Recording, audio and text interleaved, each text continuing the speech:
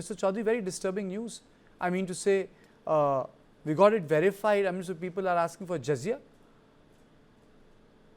Thank you very much, Mr. Sharma. You see, it is not only unfortunate, it is scary that the Islamists are demanding jizya from Hindus and also non-Muslims, as if Bangladesh has already turned into a caliphate. And as to this murder of Sarat Chakraborty Moni, you will be surprised to know that until now, there is no police investigation, there is no search for the killers, alleged killers, and even the family members of Moni were under pressure to quickly complete the cremation formalities. And the cremation formalities was done in less than 40 minutes. I mean, it means the administration, the regime, it wants to hide something. And what it wants to hide? It wants to hide that the condition of Hindus in Bangladesh is similar to the condition of Jews during the Second World War. While Hitler's Nazi forces were hunting Jews in Germany, now Islamists and jihadists, they are hunting Hindus. And one of the many reasons behind the attack on Hindus is, of course, to make them afraid, scared, so that they don't go to polling station and cast their vote, or to somehow force them to go to the polling station and cast their vote in favor of PNP or maybe Jamaat. So because this is an election, it is not an election, it's a stage drama, and Yunus regime and BNP and Jamaat Islami, they have one thing in common. All of them are appeasers of Islamists and jihadists.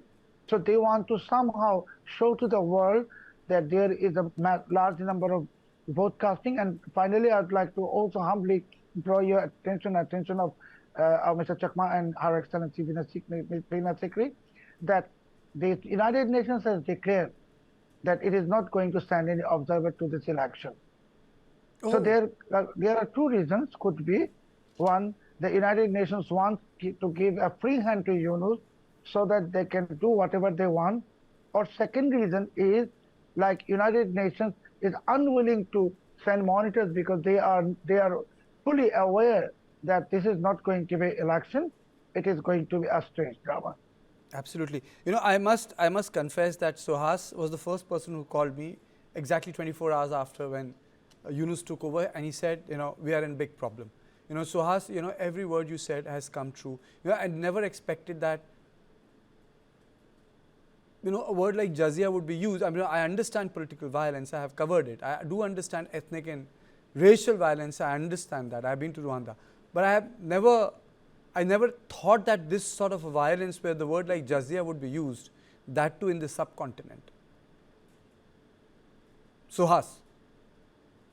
Well, I think if you look at the atrocities on the Hindus, not today, I always say, you know, I mean, the population of the Hindus during 1800 AD was 1 crore 19 lakhs.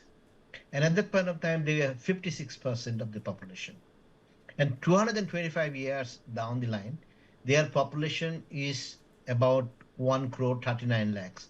So effectively, 1 crore 19 lakhs people in 225 years basically increased to 1 crore 39 lakhs people. So mere increase of about 20 lakhs. Is that possible? Is that the realistic situation? The realistic situation is the systematic persecution of the Hindus. And if we look at the patterns in Bangladesh, see, largest attacks on the Hindu minorities took place after the elections in 2001, when India saw even an influx of the Hindu minorities after the BNP had won. And now, if you look at the fall of Hasina government, I mean, you had seen unprecedented attacks on the Hindu minorities.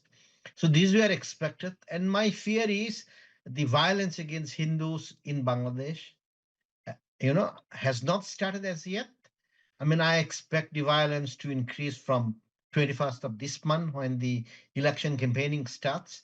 And election violence will be used as a pretext to take over the lands, properties, or assault women, etc., across Bangladesh. And I won't be surprised if there is more people who are forced to seek refuge in India. It's another matter that India will tighten the borders. People may not be able to cross the borders, but given a situation, if there was no Indo-Bangladesh border fencing, I would say hundreds of thousands of people would have fled, because each minority feels absolutely insecure. And basically, anybody could go and commit any crime against any minority in the country. So unless they, I mean, hide their identity, or if they are identifiable, I mean, it's very difficult to for the Hindu minorities to live. So when I made that statement, because it was very clear, it was not a students' movement. The students' movement was over quota. Then from quota, it turned into something else. And everybody forgot the original movement of the students was over the quota system. And once the protest started, Jamaat Islami and the BNP basically joined the streets. People had forgotten that the Sadiq Khan, he is from the Chittagong Hill Tracts. The leadership of the Jamaat Islami students wing, which play the most pivotal role, they are from the Chittagong Hill Tracts. As I said, Sadiq Khan. Then they are grown up in a situation where you have a conflict with the Buddhist. So, and Buddhist is still a sizable majority there, so the Yes. conflict is very intense. So the kind of upbringing which they have is absolutely anti-minority. So once they take the position, their position is completely different from the liberal intellectuals in Dhaka, Okay. because they are grown up from the conflict situation. So that is why I say that that point of time that Yunus is a threat to the minorities, because his strength lies with the majority Jamati Islami, and his own conduct, as I had said, his own family, he himself, they had taken over the lands of the Hindus in Chittagong, Okay. his own family. Okay. Ambassador Sikri, your opening comments, and do you expect that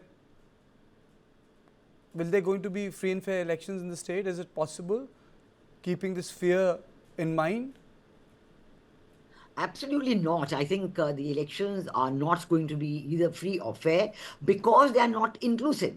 I think government of Yes. India has also made some very strong statements on saying that the elections must be inclusive. Now, today, the violence against Hindus, which is absolutely, I agree fully, this is reminiscent of 1971, and that 1971 killing has been compared to the Nazi treatment of the Jews. But 1971, the liberation was only 9 months, and this is 18 months already, and still going on. There is no let up at all.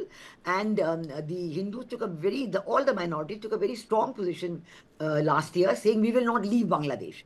We are citizens of this country. We want to stay here. We want our rights. And Chinmoy Das was helping to organize them. But Chinmoy Das was thrown into jail. He made a very simple 8-point demand for the benefit of the minorities. But he was thrown into jail, no charges, no trial, no bail, nothing. He's just been there for more than a year. So I think the attempt to subdue the Hindus and all the minorities is a very important part of this electoral process, because today the Awami League is not being allowed to take part for no rhyme or reason. In Pakistan, even when Imran Khan was thrown into jail, his party still took part as independents, and they got a lot of seats. In Sri Lanka, after Rajapaksa was thrown out of power and elections were held, his party was still allowed to participate. So there is absolutely no reason why the Awami League should not be allowed to participate. Until that happens, this violence is going to continue. And it's just a deal today between Jamaat-e-Islami and BNP. They're two sides of the same coin. Tariq Rahman has come back after 17 years. He hasn't said a word about the killing of the Hindus, about the minorities, about the mobocracy. I know Sailesh Kendra, which is a very well-reputed organization in Bangladesh, they have reported 200 mob lynchings and killings in 2025 alone. So you can imagine it's like so much, you don't like somebody, go and, just get a mob to surround them and kill them. That's it.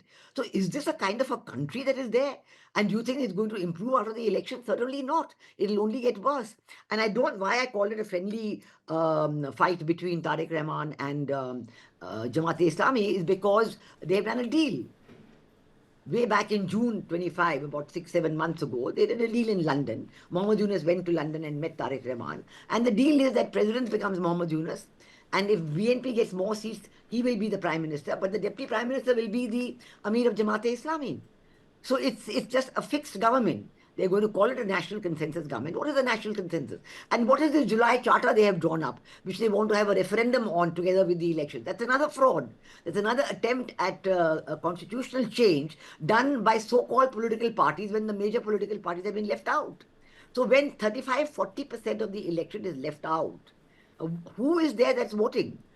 Even, who is voting? You have a marginal vote. Awami League has said that no vote, we will not vote for them. Okay. The Hindus and the minorities are too scared to go to vote, but now by this targeted violence, the Jamaat-e-Islami is trying to force them to vote for us, for the Jamaat-e-Islami, saying if you don't vote for us, we'll kill you even more. So out of sheer fright, they want the minorities to go and vote for the Jamaat-e-Islami. This polls of 70%, these are all fixed polls. This person who's done this poll, this NGO who's led this poll, he's well known.